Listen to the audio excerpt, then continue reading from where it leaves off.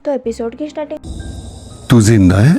में हमें मोमो को दिखाया जाता है जो कि एक लैपटॉप पकड़ा हुआ था। गुआओ उसे देखकर पूछती है कि तुम्हें सुबह सुबह लैपटॉप से क्या काम है। मोमो बहुत खुश होकर बोलता है कि कुछ नहीं, मैं बस एक स्टूपिड को मजा चखा रहा था। ऐसे खुश देखकर गुआओ भी बहुत खुश हो जाती है। गुआओ उसे बोलती है कि मुझे चिंता हो रही थी कहीं तुम तुम्हारे पापा के बारे में जानने के बाद अपसेट ना हो जाओ, और मुझे पता है तुम तुम्हारे पापा के पास रहना चाहते हो। मोमो बोलता है डैडी कभी भी आपके जैसे नहीं हो सकते, और वैसे भी मुझे डैडी पसंद नहीं क्योंकि वो आपको दुखी किए हैं। मोमो की ऐसे बात सुनकर गुआओ की आंखों में आंसू आ जाती है और वो सोचती है कि मेरी बेटा तो बहुत ही स्मार्ट और सेंसिबल हो गया है। उसके बाद हमें एचन की बंगलो का सीन दिखाया जाता है जहाँ पर एचन बहुत ही गुस्से में था क्योंकि ऑफिस में इतने लोगों के सामने उसकी बेइज्जती जो हो गया था। और ये सब कैसे हुआ अगर आपको पता नहीं तो इसके पिछले एपिसोड जाकर देख सकते हो। तो हम स्टोरी कंटिन्यू करते हैं। हम देखे थे कि एचन बहुत गुस्से में था और एचन को ऐसे गुस्से में देखकर उसके सर्वेंट्स लोग भी डर कर कांप रहे थे। सर्वेंट्स लोग बात कर रहे थे कि पता नहीं कौन होगा जो हमारे मास्टर के साथ पंगा लिया है। तभी वहाँ पर रुक्सी स्कूल से लौट आता है। उसको बटलर बोलते हैं कि आपके पापा के मूड बिल्कुल भी अच्छा नहीं है, कोई हैकर ऑफिस के सारे सिस्टम को हैक कर दिया है। ये सुनकर रुक्सी शॉक हो जाता है क्योंकि इस तरह की कुछ प्लान वो मोमो को दिया उसके पापा को मजा चखाने के लिए। बटलर रुक्सी को बोलते हैं कि तुम जाकर तुम्हारे पापा को शांत करवाओ। रुक्सी को देखकर एचन थोड़ा शांत होता है। रुक्सी एचन से पूछता है आप इतने सैड क्यों हो। बटलर अंकल ने बोले कि आपकी कंपनी की कंप्यूटर किसी ने हैक कर दिया, क्या ये सच है। एचन रुक्सी को बोलता है तुम चिंता मत करो, मैं उस बेवकूफ को जरूर पकड़ लूंगा। उसका हिम्मत भी कैसे हुआ मेरे साथ ऐसा प्रैंक करने के लिए। रुक्सी सोचता है कि वो मोमो नहीं हो सकता, वो अभी तक तो मेरे पापा से मिला भी नहीं, मैं कुछ ज्यादा ही सोच रहा हूँ। एचन रुक्सी को बोलता है कि मैं तुमसे कुछ पूछना चाहता हूँ। रुक्सी बोलता है कि हाँ पूछिए। तभी एचन अपने दोस्त का नाम लेकर खुद के बारे में बोलने लगता है कि मेरा एक दोस्त है और वो एक लड़की से प्यार करता है, लेकिन वो लड़की उससे झूठ बोला और उसकी एक बेटा भी है। क्या मेरी दोस्त उस लड़की को माफ कर देना चाहिए। रुक्सी को पता चल जाता है कि एचन अपने बारे में ही बोल रहा है, इसीलिए रुक्सी एचन से पूछता है कि क्या आप अभी भी उस लड़की से प्यार कर रहे हो। एचन बोलता है हाँ मैं उससे बहुत प्यार करता हूँ, लेकिन वो मेरे से इतनी बड़ी बात छुपाई। तभी एचन शर्मा के बोलता है कि वो मैं नहीं हूँ, मेरा दोस्त है। रुक्सी बोलता है कि अच्छा ठीक है मैं समझ गया, आपको यानी कि आपके दोस्त को उस लड़की के साथ बात करना चाहिए। हो सकता है ये सब मिसअंडरस्टैंडिंग हो, बात करने से ये सब क्लियर हो सकता है। एचन बोलता है कि ये मिसअंडरस्टैंडिंग नहीं हो सकता, वो बस एक नॉर्मल सी लड़की है, उसको पाने के लिए मैं उसके सामने हाथ नहीं फैला सकता। तभी रुक्सी अपने पापा को बोलता है कि आपको आपके सेल्फ रेस्पेक्ट को साइड में रखना होगा और जाकर उस लड़की से बात करना होगा। क्या होगा अगर वो किसी और के प्यार में पड़ गई, बाद में बस आपको रिग्रेट ही करना है। ये सुनकर एचन थोड़ा भड़क जाता है और बोलता है कि रिग्रेट और मैं वो तो कभी नहीं करने वाला। दोस्तों यहाँ पर ये थोड़ा सिग्मा बन रहा है, इसके अगले एपिसोड देखना ये गुआओ के पीछे भागते हुए जाएगा। एचन गुस्सा करके वहाँ से चला जाता है। उसके बाद हमें गुआओ जहाँ रह रही थी उसी अपार्टमेंट में दिखाया जाता है और वहाँ गुआओ को पता चल गई थी कि मोमो ने एचन के साथ क्या सब किया। मोमो अपने मम्मी को बोलता है मैं जो सब किया उसके लिए मेरे ऊपर गुस्सा मत होइए, मुझे बस जो ठीक लगा मैं वही किया। गुआओ मोमो से बोलती है लेकिन क्या तुम्हें तुम्हारे पापा से नहीं मिलना, सबके बाद भी वो तुम्हारी पापा है। मोमो बोलता है वो आपको जैसे ट्रीट करते हैं मैं उनको मेरी पापा नहीं मानता और आपको भी उन्हें एक मजा चखाना चाहिए। गुआओ बोलती है कि छोड़ो मैं ऐसा प्रिटेंड करूंगी जैसे कि हम कभी मिले ही नहीं थे। मोमो अपने मम्मी को बोलता है आप बहुत ही काइंड हो, मैं आपको प्रोटेक्ट करूंगा। ये सुनकर गुआओ तो बहुत ही खुश हो जाती है। तभी गुआओ के फोन रिंग होने लगता है जो कि हीजिंग टिंग का था। गुआओ सोचती है कि ये अचानक से क्यों कॉल करने लगा। हीजिंग बोलता है कि मैं आज अब्रॉड से लौटा हूँ, बहुत दिन हो गया है हम दोनों नहीं मिले, तो क्या हम कल मिल सकते हैं। एचन की वजह से गुआओ की मूड तो ठीक नहीं था, लेकिन हीजिंग इतने दूर से आया है तो वो उसको मना नहीं कर सकती थी, इसीलिए हाँ कर देती है कल मिलने के लिए। मोमो गुआ से पूछता है कि क्या कॉल पे हीजिन अंकल थे। गुआ बोलती है कि तुमने सही कहा, हीजिन अब अब्रॉड से लौट आया है, अब तुम उसके साथ जितने भी चाहो खेल सकते हो। मोमो बोलता है अच्छी बात है, मुझे हीजिन अंकल के जैसा स्मार्ट लोगों के साथ खेलना पसंद है। गुआ सोचती है कि मोमो को शायद याद नहीं हम हीजिन के साथ कैसे मिले थे। पहली बार जब हम हीजिन को देखे थे वो एक भिखारी था, लेकिन रातों रात वो रोडपति से करोड़पति बन गया। हीजिन मोमो को अच्छे से ट्रीट करता है और वो अब्रॉड में गुआओ के एक अच्छा दोस्त भी बन गया था। गुआओ मोमो को बोलती है कि कल मुझे अंकल ही से मिलने बाहर जाना है, तुम अच्छे बच्चे की तरह स्कूल चले जाना। गुआओ के सामने तो अच्छे बच्चे की तरह हाँ कर देता है, लेकिन उसकी शैतानी दिमाग में कुछ और ही चल रहा था। वो सोचता है कि मैं इस बात का फायदा उठाकर मेरी स्टूपिड डैड को जेलस करवाऊंगा। उसके बाद हमें अगली सुबह किंडरगार्टन का सीन दिखाया जाता है जहाँ पर कि मोमो स्कूल से छुपकर निकल रहा था। तभी मोमो को रुक्सी देख लेता है। रुक्सी मोमो को बोलता है तुम ये क्या कर रहे हो, टीचर की देखने से पहले तुम जल्दी नीचे उतरो। मोमो बोलता है मुझे कुछ इंपॉर्टेंट काम करना है, मैं जल्द ही वापस आ जाऊंगा। लेकिन रुक्सी मोमो को जाने नहीं देता और उन दोनों की आवाज सुनकर टीचर भी वहाँ पर आ जाते हैं। टीचर को देखकर मोमो रुक्सी को खींच के अपने साथ ले जाता है। रुक्सी मोमो को पूछता है कि तुम अपने साथ मेरे को क्यों लाए। मोमो बोलता है कि तुम मुझे आने नहीं दे रहे थे और वहाँ पर टीचर भी आ गए थे, तो मैं क्या करता। और इन सब बातों को छोड़ के हमें जल्दी हमारी काम खत्म करके वापस लौटना होगा। ये कहकर दोनों वहाँ से भागने लगते हैं। उसके बाद हमें रेस्टोरेंट का सीन दिखाया जाता है जहाँ पर गुआओ हिजिन से मिलने के लिए आई थी। तभी वहाँ पर हिजिन आ जाता है और हिजिन को देखकर सारे लड़के पागल हो रहे थे क्योंकि हिजिन बहुत ही हैंडसम था। हिजिन गुआओ से माफी मांगता है लेट आने के लिए। गुआओ बोलती है कि अरे कोई बात नहीं, दोस्त को माफी कौन मांगता है। हिजिन बोलता है कि तुमने सही कहा, तुम ही तो एक हो जो कि मेरी बुरी हालत भी देखी हो। गुआओ बोलती है कि उस पुरानी बात को छोड़ो। वो दोनों जब ऐसे बात कर रहे थे मोमो उन दोनों की फोटो खींच लेता है। मोमो सोचता है मेरी मम्मी हिजिन अंकल के साथ कितने खुश है, ये फोटो मैं डैडी के पास भेजूंगा और उनको जेलस कराऊंगा। रुक्सी मोमो से पूछता है कि क्या ये तुम्हारी डैडी है। मोमो बोलता है नहीं, वो मेरी अंकल है और वो मेरी मम्मी को थोड़ा बहुत पसंद करते हैं। रुक्सी पूछता है कि तो तुम छुप के उनके फोटो क्यों खींच रही हो। मोमो बोलता है कि मैंने तुम्हें बताया था ना, एक आदमी मेरी मम्मी को बुली कर रहा है, उसको मजा चखाने के लिए मैं ये फोटो उसको भेजूंगा। रुक्सी मोमो से बोलता है क्या तुम बता सकते हो वो आदमी कौन है। मोमो बोलता है अगर मैं बताऊंगा भी तुम्हें पता नहीं चलेगा, वो बस एक अकड़ू आदमी है। मोमो सोचता है जब तक मेरी मम्मी पापा की प्रॉब्लम सॉल्व नहीं हुआ मैं किसी को बता नहीं सकता मेरे पापा कौन है। रुक्सी सोचता है कोई आदमी इतना बुरा कैसे हो सकता है, इसके बातों से लग रहा है ये मेरे पापा के बारे में नहीं बोल रहा है क्योंकि मेरे पापा तो बहुत स्मार्ट है, वो कभी भी एक लड़की को बुली नहीं कर सकते। उसके बाद मोमो ईचन के पास वो फोटो को भेज देता है। रुक्सी बोलता है कि तुमने क्या किया। मोमो बोलता है कि मैं बस उस आदमी को एक सरप्राइज भेजा है और यहाँ से जल्दी चलो नहीं तो मम्मी हमें देख लेंगे। रुक्सी बोलता है लेकिन मुझे फिर से उस दीवार पे नहीं चढ़ना। मोमो बोलता है कि मैंने एक दूसरी रास्ता ढूंढ लिया है, जल्दी चलो। और ये कहकर दोनों वहाँ से भाग जाते हैं। दूर से गुआओ उनको देख लेती है। उसे डिस्टर्ब होता हुआ देखकर हिजिन पूछता है कि क्या हुआ। गुआओ बोलती है मुझे लगा मैंने अभी मोमो को देखा यहाँ पर। हिजिन बोलता है कि मोमो यहाँ पर कैसे हो सकता है, वो तो अभी किंडरगार्टन में होगा। तभी हिजिन क्यूट एक्ट करके बोलता है कि मैं मोमो को बहुत ही मिस कर रहा हूँ। गुआओ बोलती है कि मोमो भी तुम्हें बहुत मिस कर रहा है, हॉलीडे पे मैं उसको तुम्हारे साथ मिलने के लिए ले जाऊंगी। उसके बाद हमें ईचन के ऑफिस का सीन दिखाया जाता है जहाँ पर उसका सेक्रेटरी बहुत तेज में आकर बोलता है कि सर आपके लिए एक बैड न्यूज है। और तभी ईचन कॉफी पी रहा था। सेक्रेटरी की बात सुनकर कॉफी उसके मुंह में गिर जाता है। ईचन बोलता है मैं तुम्हें कितने बार बोला है ऐसे डराया मत किया करो, तुम ये बात शांति से भी बोल सकते हो। सेक्रेटरी इसके लिए माफी मांगता है और ईचन से बोलता है कि हमारी ऑफिशियल वेबसाइट को किसी ने हैक कर दिया है और हैकर ने वहाँ पर एक टट्टे की पिक्चर अपलोड कर दिया है। ये सुनकर ईचन को बहुत ही गुस्सा आ जाता है। वो सेक्रेटरी को बोल रहा था शांति से बात करने के लिए लेकिन खुद ही बहुत जोर से चिल्लाता है। सेक्रेटरी ईचन से बोलता है कि हैकर ने आपको एक प्राइवेट ईमेल भी भेजा है। उसके बाद सेक्रेटरी ईचन को उस ईमेल को दिखाता है। जब ईचन उस ईमेल को खोलता है वहाँ पर गुआओ और हिजिन का साथ में फोटो था। ये देखकर गुस्से से ईचन की आंख रेड हो जाता है। गुस्से में ईचन बहुत ही भयानक दिख रहा था। उसे देखकर सेक्रेटरी डर जाता है। ईचन सेक्रेटरी से बोलता है पता लगाओ अभी गुआओ कहाँ पर है, हम उसके पास जाएंगे। सेक्रेटरी बोलता है कि अभी मिस गुआओ के पास क्यों जाना है। ईचन बोलता है क्यों तुम्हें कुछ प्रॉब्लम है क्या। सेक्रेटरी बोलता है नहीं मैं अभी मिस गुआओ की लोकेशन चेक करता हूँ। सेक्रेटरी सोचता है कि मास्टर ने तो बोला था वो मिस गुआओ के पास कभी नहीं जाएंगे, फिर ये क्या है। उसके बाद हमें रेस्टोरेंट का सीन दिखाया जाता है। गुआओ हिजिन से बोलती है कि बहुत लेट हो गया है अभी हमें चलना चाहिए। हिजिन गुआओ को बोलता है कि रुको मैं तुम्हें घर छोड़ दूंगा। गुआओ बोलती है कि इसकी कोई जरूरत नहीं, मैं खुद घर चली जाऊंगी। हिजिन बोलता है मैंने ही तुम्हें बाहर मिलने के लिए बुलाया था इसलिए मैं ही तुम्हें घर छोड़ दूंगा। ये बोलकर वो गुआओ के हाथ पकड़कर वहाँ से ले जाता है। इससे गुआओ को थोड़ी शर्म आती है। जब वो दोनों रेस्टोरेंट के बाहर जा रहे थे तब एक कार आकर उनके सामने रुक जाता है। हिजिन सोचता है कि ये कौन है। तभी कार के अंदर से हमारा हीरो यानी कि ईचन निकलता है। ईचन को देखकर गुआओ शॉक हो जाती है और वो सोचती है कि ये यहाँ कैसे आ गया। ईचन गुआओ से पूछता है कि बताओ तुम दोनों के बीच चल क्या रहा है। गुआओ ईचन से बोलती है कि क्या तुम अंधे हो, हम रेस्टोरेंट से निकल रहे हैं तो लॉन्च करने के लिए ही यहाँ पर आए थे। ईचन बोलता है कि लॉन्च करने के लिए क्या हाथ पकड़ना जरूरी है, ये किस टाइप की रिलेशन है। गुआओ ईचन से बोलती है कि हमारे बीच जो भी हो तुम्हें उससे क्या फर्क पड़ता है। ईचन कुछ बोलने से पहले हिजिन आगे आकर खुद को इंट्रोड्यूस करता है ईचन के साथ। ईचन भी खुद को इंट्रोड्यूस करके बोलता है कि मेरा नाम फेंग ईचन है। हिजिन बोलता है कि मैंने बहुत सुना है तुम्हारे बारे में,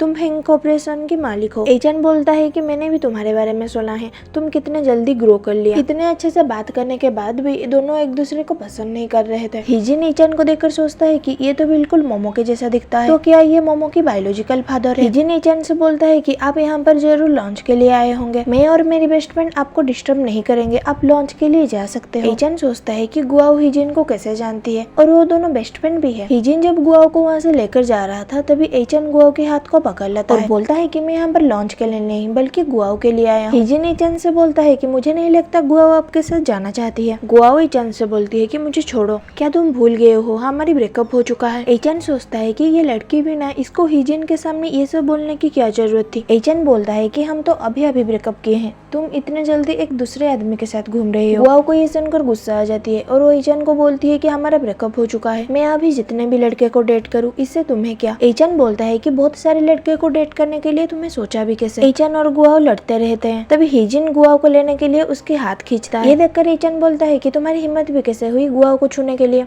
ये सुनकर हिजिन एचन से बोलता है कि लेकिन गुआओ तो तुम्हें बोल रही है उसको छोड़ने के लिए। एचन अपने सेक्रेटरी को बोलता है हिजिन को पकड़ के रखने के लिए। उसके बाद एचन गुआओ को जबरदस्ती वहाँ से ले जाता है